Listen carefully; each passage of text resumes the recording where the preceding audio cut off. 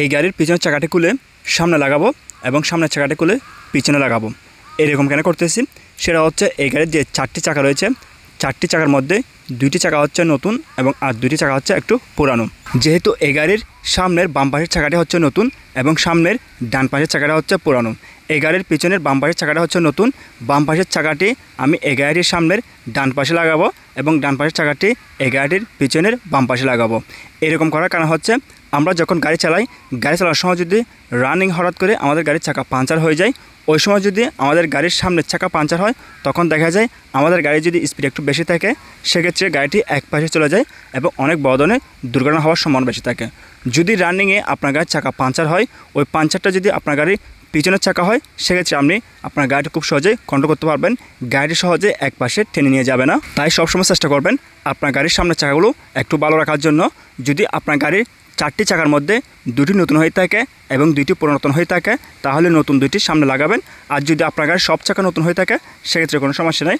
আবার অনেক সময় দেখা যায় আমাদের গাড়িতে 4টি চাকার মধ্যে 4টি চাকা হচ্ছে পুরানো, হঠাৎ করে কোনো একটা চাকা পাঞ্চার হয়েছে, ওটা নষ্ট হয়ে গেছে, সেক্ষেত্রে দেখা যায় আমরা একটা চাকা চেঞ্জ করি। আসলে আপনি চেষ্টা করবেন একটা চাকা চেঞ্জ না করে একসাথে দুইটা চেঞ্জ করার জন্য। কারণ আপনি যখন এক পাশে একটি নতুন চাকা লাগাবেন এবং অপর পাশে যখন পুরানো চাকাটি থাকবে, সেক্ষেত্রে 2টি চাকার ব্যালেন্স এক থাকবে না। আপনি যখন হাই স্পিডে গাড়ি চালাবেন, তখন হয়তো আপনার গাড়িটা একটু দুলতে পারে, গাড়ির ব্যালেন্স ঠিক না থাকতে পারে। তাই যখনই গাড়ির টায়ার চেঞ্জ করবেন, অবশ্যই একসাথে 2টা অথবা 4টা চেঞ্জ করবেন। যদি একটা চেঞ্জ করেন, সেক্ষেত্রে আপনার সমস্যা হবে।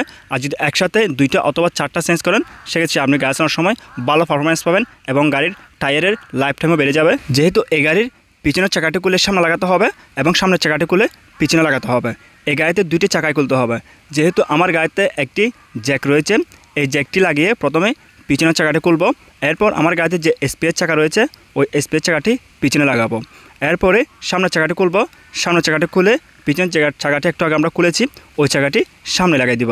এরপর সামনে যে চাকাটা আমরা খুলেছি, এটা আবার আমার গাড়িতে পিছনে যে স্পেয়ার চাকা লাগাইছি, ওই স্পেয়ার চাকাটা খুলে সামনের চাকাটি আবার পিছনে লাগিয়ে দিব।